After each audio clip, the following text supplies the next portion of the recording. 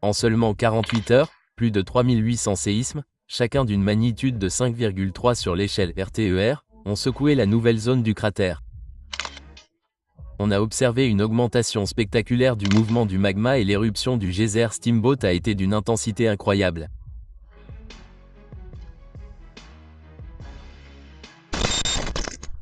Derrière son paysage majestueux de geysers et de vallées géothermiques fascinantes, le parc national de Yellowstone abrite l'une des plus grandes menaces géologiques sur Terre.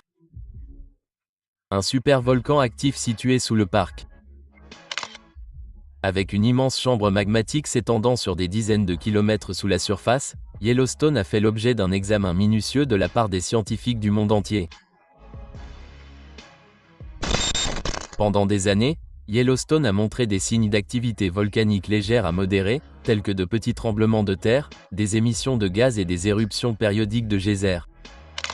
Cependant, dans le monde de la volcanologie, une combinaison de petits symptômes peut se transformer en un avertissement majeur. Lorsque plusieurs indicateurs apparaissent simultanément et à une échelle inhabituelle, le monde scientifique sait que Yellowstone ne plaisante pas.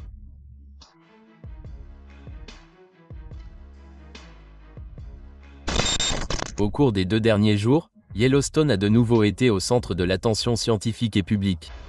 Par une belle matinée, alors que la lumière du soleil commençait à percer la fine brume au-dessus des sources chaudes, un groupe de scientifiques effectuait des observations de routine dans la zone du nouveau cratère. Cependant, au lieu de constater des conditions stables, ils reçurent des nouvelles surprenantes qui mirent les géologues mal à l'aise.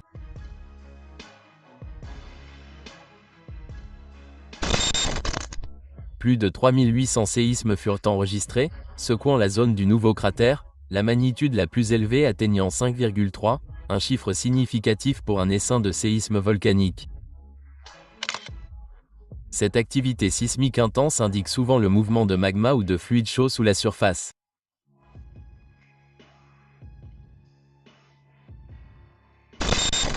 Le séisme massif ne secoua pas seulement la zone du nouveau cratère, mais se propagea également à plusieurs zones de geysers qui grondaient naturellement.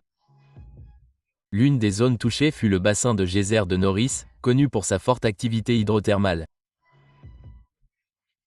Les puissantes secousses provoquèrent une activité inhabituellement accrue de plusieurs geysers, avec des éruptions d'eau chaude et de vapeur plus intenses et imprévisibles.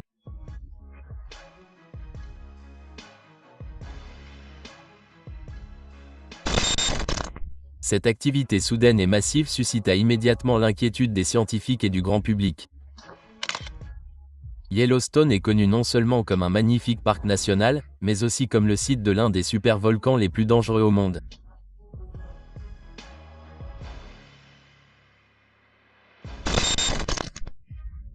Selon les rapports de l'Observatoire du volcan de Yellowstone, IVO, ces séismes se produisent selon un schéma répétitif dense, signe d'une pression interne accrue. Plusieurs instruments de surveillance ont également enregistré une hausse des températures à la surface du sol, ainsi qu'une libération accrue de gaz volcaniques tels que le dioxyde de carbone et le dioxyde de soufre.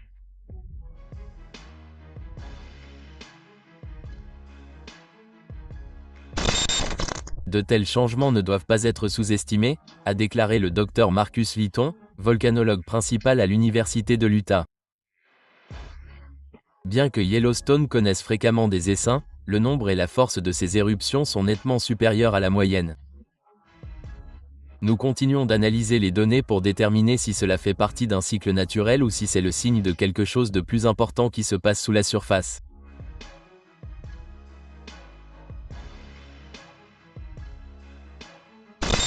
Mais un moment surprenant s'est produit. On a observé une augmentation spectaculaire du mouvement du magma, provoquant une diffamation du sol de 7 cm en moins de 48 heures.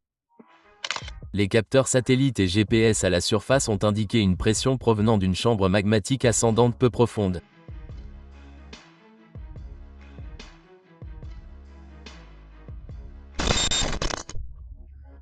De nouvelles données issues de l'imagerie satellitaire par radar à synthèse d'ouverture interférométrique INSAR montrent un modèle elliptique de soulèvement du sol autour de la nouvelle zone du cratère, similaire aux modèles observés lors d'événements pré-éruptifs sur d'autres volcans dans le monde.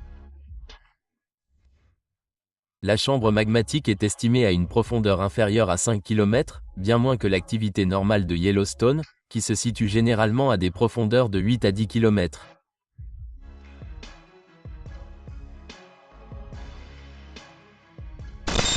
L'élévation de la chambre magmatique à des profondeurs plus faibles augmente le risque d'une éruption phréatique ou même d'une petite éruption magmatique, a déclaré le Dr Elena Cruz, géophysicienne à l'USGS.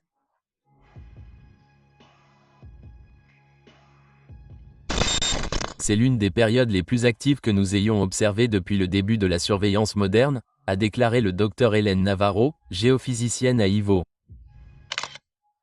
Nous observons une combinaison d'activités sismiques, de températures élevées du sol, d'émissions de gaz et de grandes éruptions hydrothermales. Ce n'est pas un événement typique.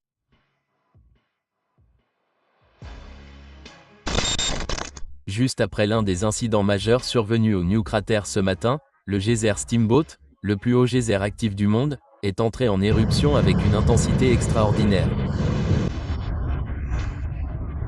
Un jet d'eau chaude et de vapeur a jailli à plus de 130 mètres de haut et, pour la première fois, directement dans la zone publique, forçant l'évacuation d'urgence des visiteurs du bassin du geyser Norris.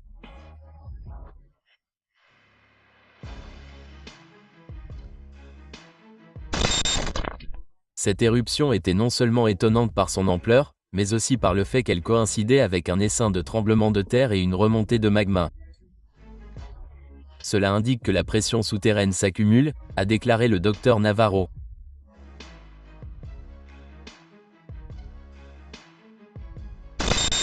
Les cris des gardes forestiers ont résonné dans l'air tandis que les touristes prenant des photos et se relaxant sur les sentiers de randonnée ont rapidement reçu l'ordre de partir. Certains visiteurs ont glissé sur les terrasses en bois glissantes recouvertes de brume chaude, mais aucune blessure grave n'a été signalée grâce à la réaction rapide des gardes forestiers et au système d'alerte précoce. Oh, geyser. Cette éruption spectaculaire n'était pas un accident. Quelques heures plus tôt, la zone du nouveau cratère avait été secouée par un puissant séisme, qui faisait partie d'un essaim de séismes massifs qui avait enregistré plus de 3800 secousses au cours des 2 derniers jours, avec une magnitude maximale de 5,3.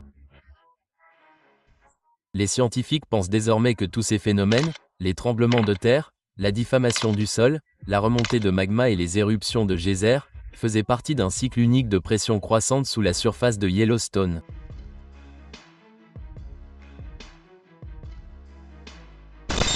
L'éruption du Steamboat était non seulement spectaculaire, mais aussi significative, a déclaré le Dr Hélène Navarro, géophysicienne à l'observatoire du volcan de Yellowstone.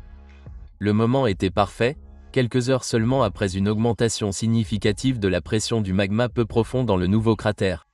Ce n'était pas une coïncidence.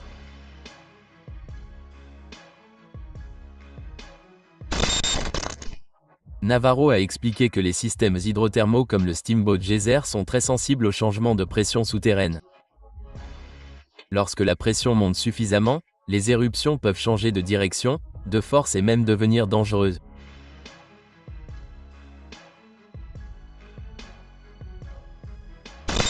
Que se passe-t-il dans le nouveau cratère, l'essaim de tremblements de terre, la déformation du sol et l'éruption du geyser à vapeur? Tout cela fait partie d'un récit géologique plus vaste. Le système magmatique de Yellowstone est actuellement soumis à des tensions, et la réponse est clairement visible à la surface. L'activité sous la croûte terrestre, bien qu'invisible, envoie désormais des signaux forts au monde extérieur.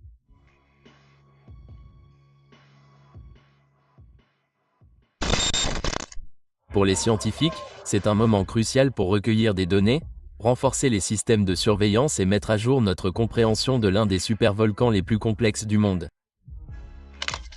Pour le public, c'est le moment de rester calme mais vigilant, car Yellowstone a prouvé une fois de plus qu'il n'est pas endormi.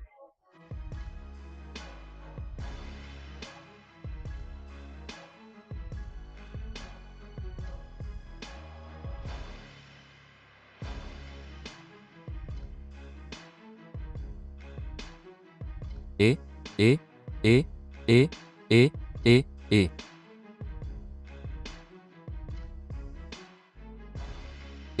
Et, et.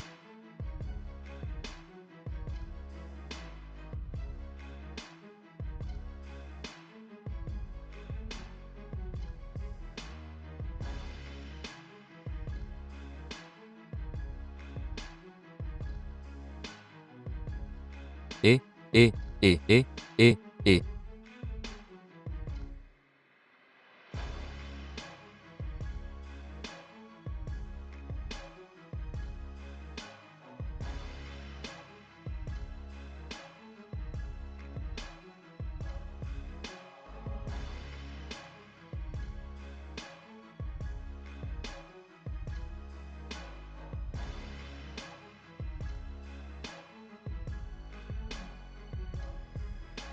Et, et, et.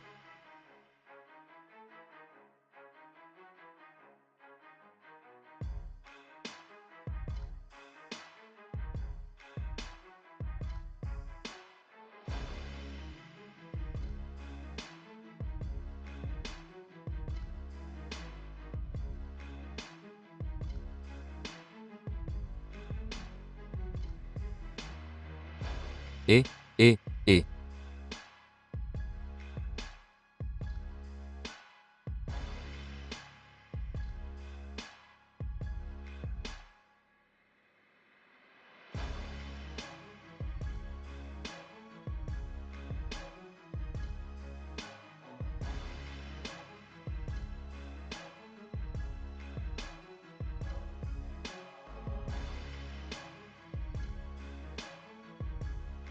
Et, et, et.